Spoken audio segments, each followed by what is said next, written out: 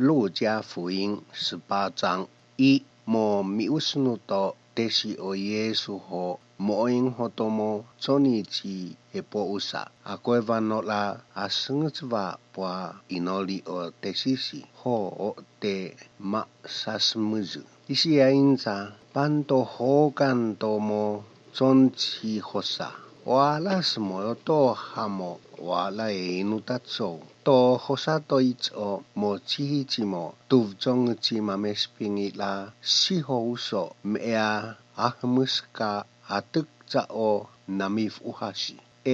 ほうかんえにらしえずわpe a e zoni at inghi o si tulaya insano koyusi bono o ala u smoyo to hamo o ala u inu tatsou at ing mamespingieni lao te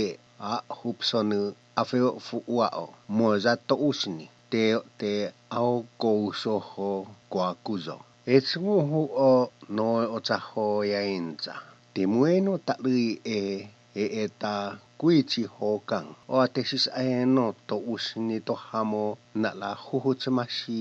mi usnu ho no ato usnu chi o koshi tesis aeno peaezoni ho poha o na tesihia to usnu te oeis vutamu atesia ta te au chiva to usni atinghi hotats utsmu ho o kocho tena nae dunomo mai cahia ya singko ta pupung jo mioi va homoeng hotomo unashi chie po usa o Yesu isi mitu chi ola michina nae no mo du ho pot funguto mochmochi cho isi ainza pantomo yoso chi cho mo to seiteng ho inori zo cho farisai omochihi de temuhno omochihi o cho farisai mo busngutsu inori ho mainza hamo te o aveovesu maiza o ami o mais a motsmo ho ma konvosu o ha mo dudu smot o ami o unano mais a ta de temuhno la u ipopsohu tanji homo mainsohu la una eza faeni to hamo omo amaska sonichi la u afu atov oha atinghi o detmuhno mo bimso vhiatsu o amom mako smetsu ho miusnune pepe so to baki o toengasi ho mainza hamo soveza sio mi o ea kuisi chicho te o eisvutamu hotats o maine emoyoso hotesi aiti no mcho to hamo ai no detmu no ina mo chicho o ai os a cho farisai maiza o hamo tesi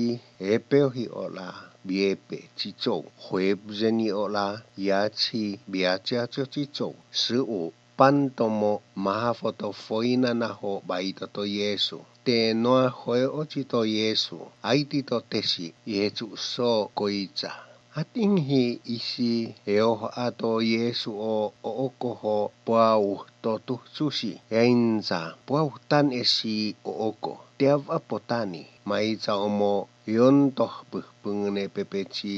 mau oko amoenom au mais a emo maiza chichou temu atatalua ina mo afu o te mais a oko ho tio no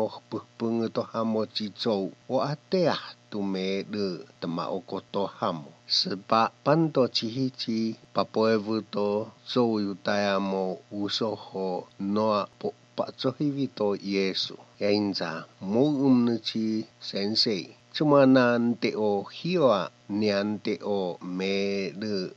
mayono ausi sinso isi tuo to sito Yesu manchios koats o yainza o mo umtu tapeo ha o chihichi hamo ukachimo mo umtu aiko tau te chohivi o hiai suvutu to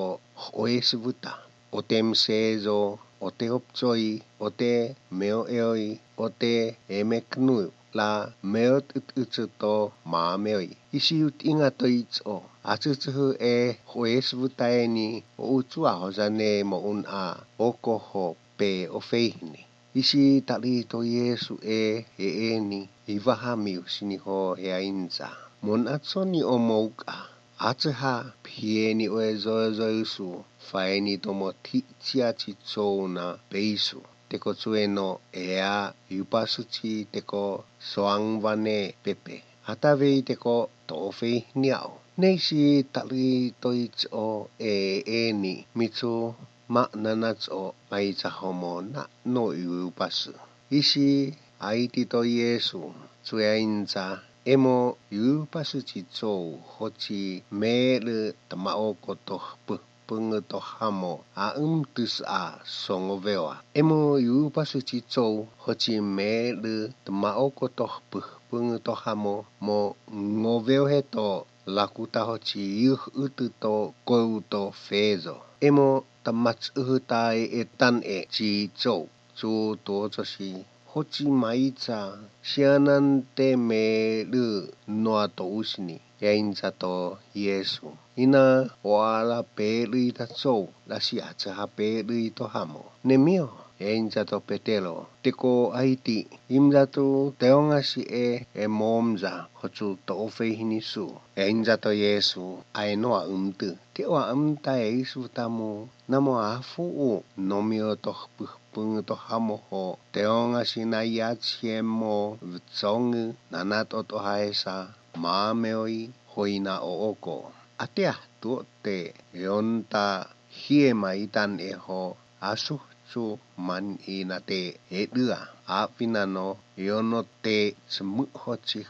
pungho medu mayono ausi sinso sansi isi ese vato Yesu omo masku esochi tesi miusini hoyainza hote o uhne Yerusalemu maitan o ohela posito yogensa chimo usunu to okotso chimo matsotsoni chi hioa tetsu atsuhuesmi te tomakneni to mutsu to tsou afana tehe kemat mohi aokoe ia miusni ho teupsi tehen a diusna tahetsu uptsoza at inghi hotatsu miteuhi tena smuevove. Emu maita chi hioa hukachi ihe sonchi tahongi tatesi. Mutso ma nongo to isi engha to Yesu chie maita ho isi on a eoto efungana a ausnasi. Sansu esmi tomitsu sum une eriko o Yesu pando chihichimo bukng chitso mo soaskiti to cheon hom bonu. Isi tali o botngonu mo to chaifi su tocho shizo chumacho hioa pando mo Yesu